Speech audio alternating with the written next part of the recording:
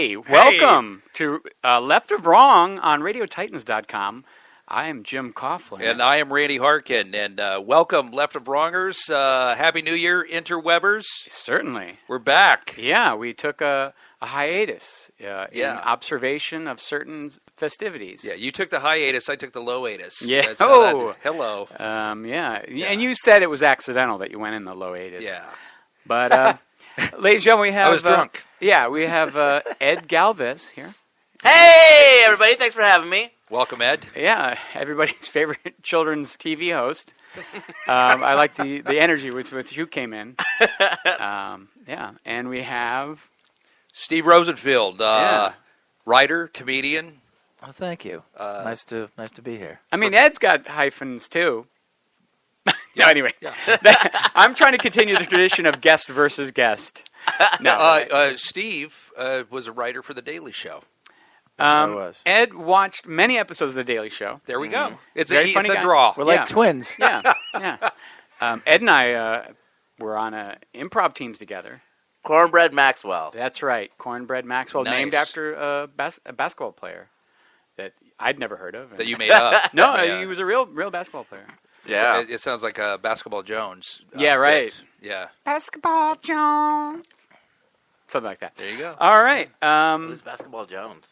From That was a Cheech and Chong Cheech and Chong, bit. yeah. It was a song it was a hit single they had. Yeah. Basketball Jones. Yeah, it was probably one of their first song parodies, right? Basketball Jones? Probably, Like, yeah. Maybe Big Bang Boo or something. I only knew the flip side and also Sister Mary Elephant and the flip side. Oh, but he had a Basketball Jones, but his name it wasn't Cornbread Maxwell.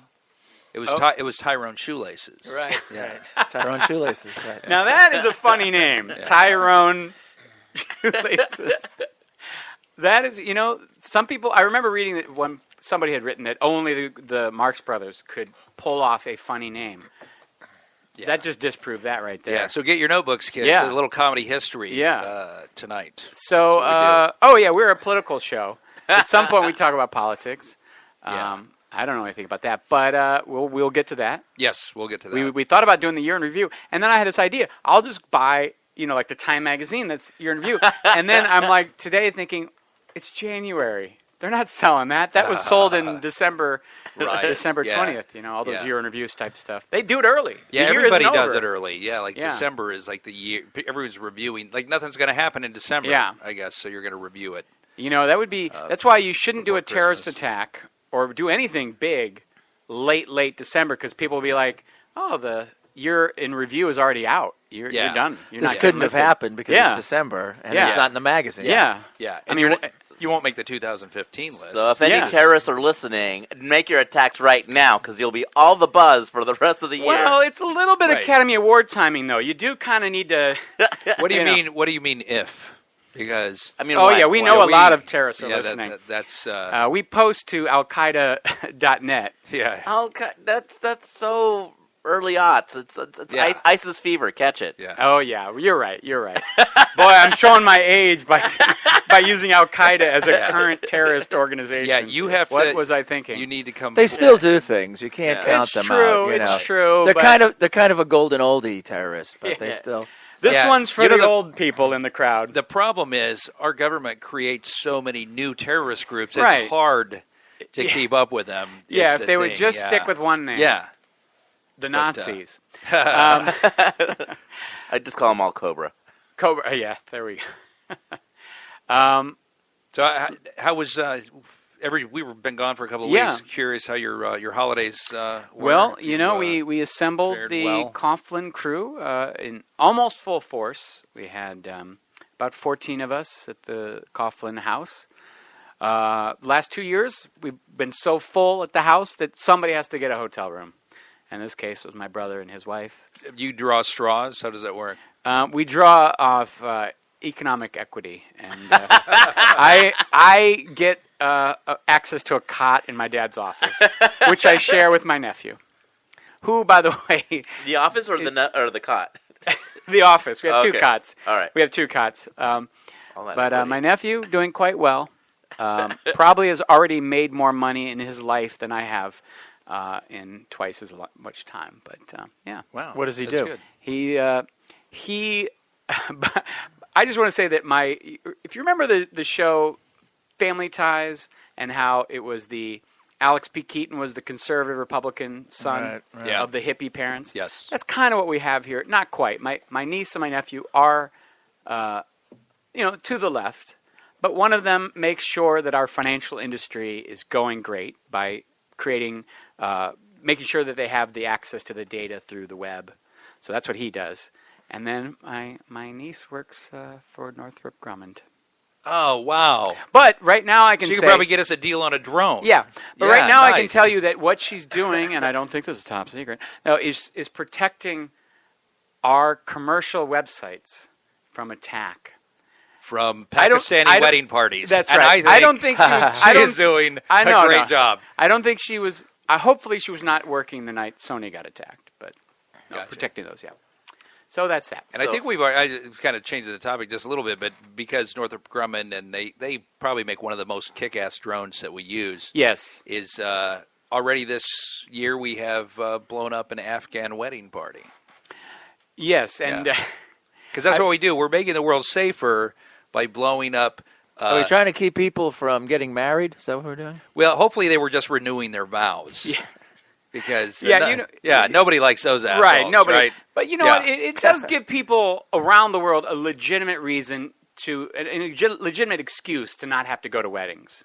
Like, there's no way. It's this weekend in Kabul, and I live in Kabul. They've been having those. Yeah, I know it's going to be the happiest day of your life, but it might not end up that way.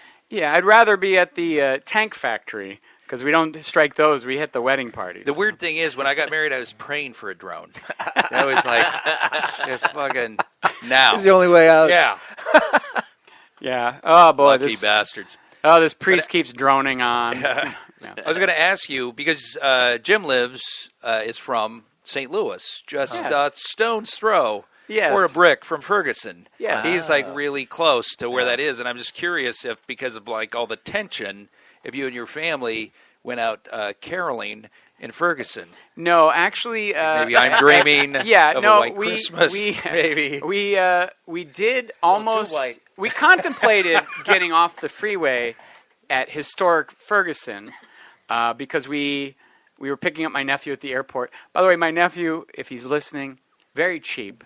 So he, like me, got the discount airline that meant he came in at like 12:30. Of course, my flight came in at 4:43 in the morning, so I can't judge him too harshly. But anyway, so we were spending time driving around while we're waiting for his flight to come in, and we considered going into historic Ferguson. I actually would have gone, but my brother, who's more used to going into bad neighborhoods as a part of his job as a social worker, was like, no. So we didn't get to actually do that.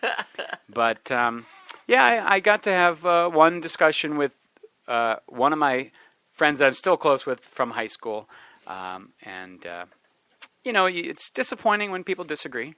That was a political conversation. Yeah. But basically, all I did, I avoided an argument, but I did. Well, maybe I did argue a little bit, but in the end, I just sent her some information about how.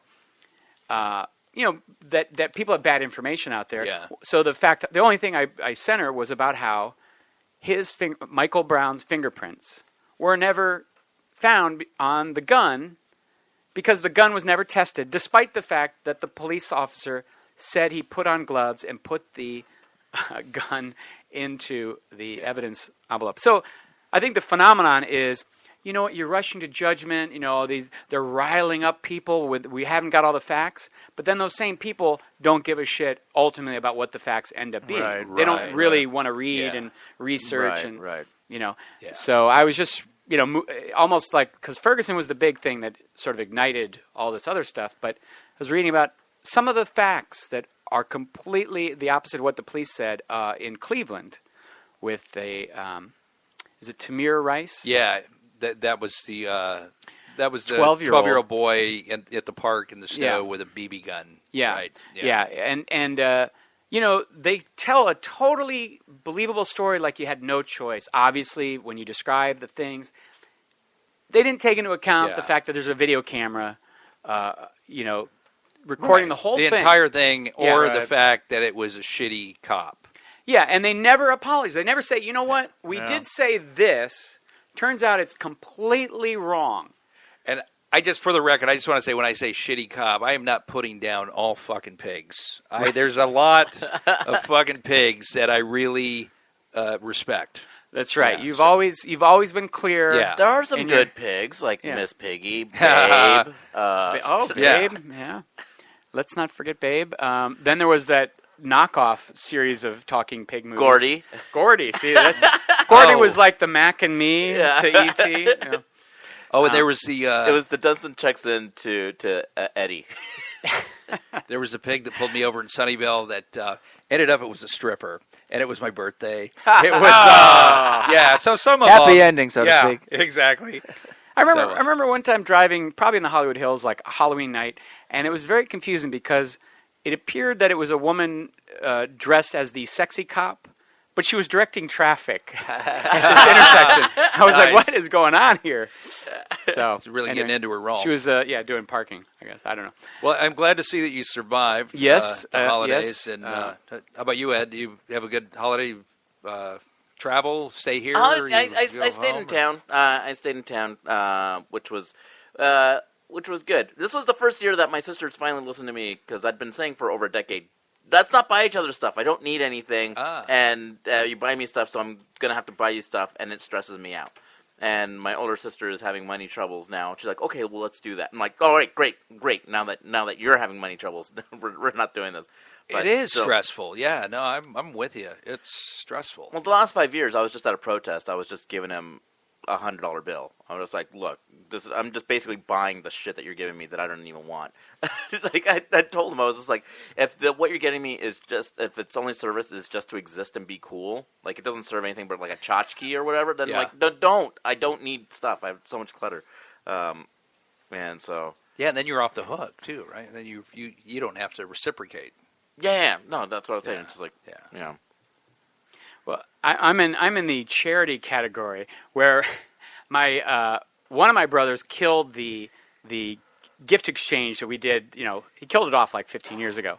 So that left me with just my parents that I had an obligation to give to, and they've been for years saying, "Don't get us anything." Well, this year they sent because I'm the single child, and you got Chris, you got to open something up. Yeah. So they always have been getting me something. So they sent an email that said, no obligation to get us anything, but they didn't include me on that email. That way, I could get them something, which I did. And then they're like, the other siblings are like, hey, wait a second, you're not supposed to get them anything. It's like, no, I wasn't on that email, so I'm good. Oh, look at that. Yeah, and then you could jab them. Or why didn't you get your parents anything? Horrible. And why you forgot about me on the email, so it's like a double whammy. That's good. But... So Well, I gotta say, if I had the choice of my mom and grandparents still being alive, I would choose it. But since I don't have that option, life has been pretty easy since they've been passed on. Yeah.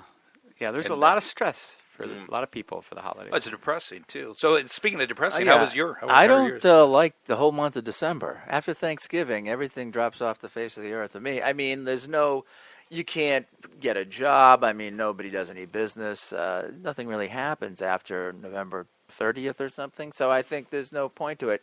I mean, I've had enjoyable Christmases hang out with people. This year, not so much. But I didn't.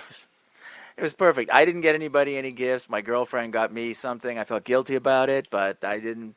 It was like, isn't it enough that we're together? And if it isn't, it's going to have to be. Because I don't have any energy. Romance is alive. Your man is depressed. Okay, so let's not push it. So but New Year's Eve was very pleasant. New Year's Eve was much more pleasant than Christmas for me. I enjoyed it. And I don't always enjoy New Year's Eve, but it was over a friend's house, a bunch of us, and not a small group, and it was fine. Got a kind of a booze buzz, and nice. I'm all for that. Yeah, and I'm a fan. I'm a fan of that. Yeah, end of story.